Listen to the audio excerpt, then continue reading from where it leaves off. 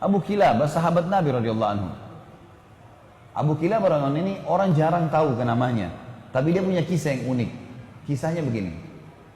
Satu waktu ada satu orang lagi jalan musafir dari satu kota ke kota lain. Orang ini jalan pakai kuda teman-teman sekalian, sampai dia kehabisan bekal. Dia lihat di padang pasir yang luas ada satu kemah di situ, ada satu kemah.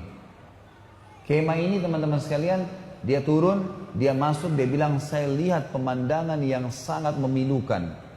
Kemah itu kosong, tidak ada makanan, tidak ada minuman, dan ada satu orang terbaring dengan punggungnya, kedua tangannya putus, kedua kakinya putus, kedua matanya buta. Orang ini cuma tergeletak. Lalu saya bilang, Assalamualaikum warahmatullahi wabarakatuh. Orang itu jawab, Waalaikumsalam warahmatullahi wabarakatuh. Lalu kemudian saya datang mendekati dia, dan saya lalu berkata pada dia, siapa anda ini? Dan apa ceritanya anda ada di padang pasir ini? Kata dia, saya salah satu hamba Allah. Kata orang yang sedang lumpuh dan matanya buta, saya salah satu hamba Allah gitu. Lalu ditanya kembali, kamu siapa? Dia bilang saya musafir, sedang kebetulan lewat, butuh minuman dan makanan, kehabisan gitu kan. Kata orang ini, kata orang ini, Alhamdulillah, segala puji bagi Allah yang menyempurnakan nikmatnya pada saya. Ini orang lumpuh yang bilang ini, tangannya putus, kakinya putus, matanya buta. Kata orang yang datang ini bilang, wahai Tuan, apa yang membuat anda bersyukur kepada Allah? Apa yang anda syukurin? Nikmat apa yang sedang ada? Kemahnya kosong, nggak ada orang, nggak ada makanan, nggak ada, lumpuh semua. Maka dia bilang, diamlah wahai anak muda. Kamu tidak tahu kalau sebenarnya nikmat Allah sangat besar pada saya. Saya bisa mengucapin kalimat saja sudah menutupi semua kekurangan saya ini. Sebuah nikmat yang tidak terhingga. Alhamdulillah atas segala hal. Orang ini bilang, saya kagum dengan orang ini. Lalu saya bilang sama dia, baiklah, ada yang bisa saya bantu? Kata orang yang pendatang ini. Dia bilang, ada anak saya laki-laki satu-satunya, selalu nemanin saya di sini. Dia merawat saya, dia memberikan minum, dia memberikan makan, dia merawat saya lah. Sekarang sudah 3 hari nggak balik-balik. Coba kamu cari di sekitar kemah ini, siapa tahu ada. Dan memang perlu kamu tahu di padang pasir ini yang hidup cuma saya sama anak saya, nggak ada orang lain. Jadi kalau ada orang kamu lihat itu berarti anak saya. Kata dia, baiklah. Dia bilang, saya keluar.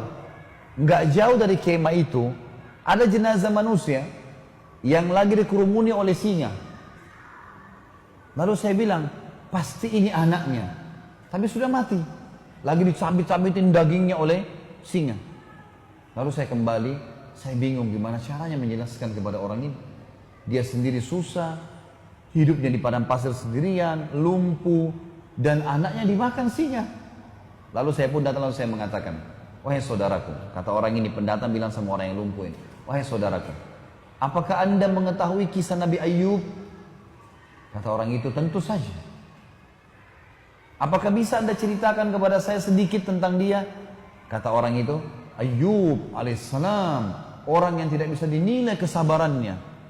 Orang yang dicoba sama Allah 20 tahun dengan penyakit, 20 tahun dengan mati semua anaknya 12 laki-laki, 20 tahun dengan penyakit kusta sehingga ditinggal oleh kaumnya, hartanya semuanya habis, 20 tahun miskin. Kata orang ini, yang anda ucapkan benar, dan saya berharap anda bisa menjadi bagian kecil dari Ayub, karena anak anda, Ayub kan 12 orang laki-lakinya mati, anda satu anak laki-laki anda ini sudah mati dimakan singa. Kata dia, saya mungkin berpikir orang ini akan menangis. Dia senyum, lalu dia mengatakan, Alhamdulillah yang telah membuat anak saya mendahului saya ke surga. Kata orang itu, Alhamdulillah yang membuat anak saya. Kata yang pendatang ini, kok bisa anda bilang begitu? Dia bilang, anak saya ini sangat bakti dengan saya.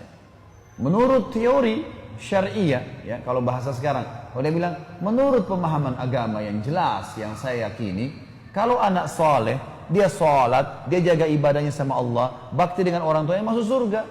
Anak saya begitu, saya yakin dia akan masuk surga. Baiklah, Kata orang pendatang ini, tiba-tiba saja orang yang lumpuh ini bilang, asyhadu an la ilaha illallah wa anna Muhammad Rasulullah, meninggal dunia. Mati nih si lumpuh nih. Orang ini bilang, innalillahi wa inna ilaihi raji'un. Saya kehabisan bekal, kehabisan makanan, temu lagi orang seperti ini dan mati. Apa yang harus saya lakukan nih? Gitu kan. Dia bilang, saya keluar dari kemah, nyari informasi, ada siapa nih yang bisa saya minta tolong? Dia bilang, gak lama kemudian lewat 4 orang naik kuda dari kejauhan dengan hikmah Allah. Ini orang sambil bilang, saya sambil berdoa, ya Allah utuslah kepada kami orang yang bisa membantu. Gitu kan. Ternyata teman-teman sekalian, lewatlah 4 orang naik kuda, dia bilang. Penampilannya kayak orang-orang kerajaan, rapi, kudanya rapi gitu, dengan kecepatan tinggi. Saya pun teriak dari jauh, hai fulan, berhentilah. Ternyata dengan hikmah Allah mereka dengar saya. Mereka pun datang, lalu mereka bilang, ada apa dengan kamu? Kenapa kau minta tolong? Ada sesuatu? Dia bilang, dalam kemah ini ada orang tua meninggal, kakinya lumpuh, tangannya lumpuh, matanya buta, anaknya pun dimakan oleh singa. Kata mereka 4 orang ini, apa kamu bilang? Orang buta, orang lumpuh, mana dia? 4 orang ini seakan-akan memang tahu gitu, kenal. Turun dari kudanya, katanya ada dalam kemah, saya sudah tutup dengan kain, meninggal. Maka pada saat dibuka wajahnya, 4 orang ini teman-teman mencium-ciumi jenazahnya orang lumpuh ini, sambil menangis. Orang ini tambah tidak mengerti. Kenapa kalian nangis? Siapa orang ini? Gitu. Kata 4 orang itu, kok nggak kenal siapa orang ini? Dia bilang tidak. Ini Abu Kilab al-Jurumi. Ini sahabat Nabi. Satu-satunya sahabat Nabi masih hidup sekarang, ini orangnya. Dia sudah lama kami cari karena disuruh oleh raja untuk jadi hakim. Dia larikan diri karena tidak mau jadi hakim. Dia sampai tinggal di padang pasir. Dan ini orangnya, ini orang terkenal dengan kesolehannya, doanya mustajab. Gitu. Maka anak muda ini pun menangis sambil mengatakan, alhamdulillah yang telah mempertemukan saya dengan orang soleh ini, sehingga saya bisa melihat salah satu sahabat Nabi SAW, dan akhirnya saya bisa belajar dari dia. Tapi pelajaran kita teman-teman, bagaimana Abu Kilabah dengan kenal Tuhannya, tahu kalau cobaan dunia hanya di dunia. Kalau ada orang lahir di muka bumi teman-teman, sebagai orang beriman harus yakin ini ya. Lahir, matanya buta, tangannya dua-dua putus, kakinya dua-dua putus pun, lumpuh total, lahir di muka bumi, ini hanya sifatnya duniawi. Pada saat dibangkitkan hari kiamat nanti, karena jasadnya akan dimakan oleh tanah, dibangkitkan hari kiamat, nggak ada lumpuh, nggak ada cacat, fisik baru. Kata Nabi SAW, semua manusia akan dibangkitkan pada hari kiamat, laki-lakinya seperti poster Adam, 60 siku ke langit, 27,5 meter, dan semua perempuan seperti ibunya Hawa, 40 siku ke langit, 17,5 meter. Gak ada lagi pendek-pendek, gak ada lagi orang yang ya cacat, semuanya sembuh. Dan subhanallah, sebagian dokter mengadakan penelitian juga, kalau ada orang kena kanker, kena tumor, penyakit yang parah, begitu meninggal, jenazahnya itu pernah dicek, diperiksa, hilang penyakit itu. Jadi hanya sifatnya duniawi. Di jasadnya itu sudah tidak ada penyakit itu. Hilang bersama dengan ruhnya keluar. Jadi teman-teman, orang beriman tahu, yang membuat Abi Kilabah bisa sabar, dia tahu ini dunia. Sabarin aja. Yang penting beriman, nanti di akhirat dikasih semuanya. Aman. Bagaimana manfaatnya orang yang kenal Tuhannya?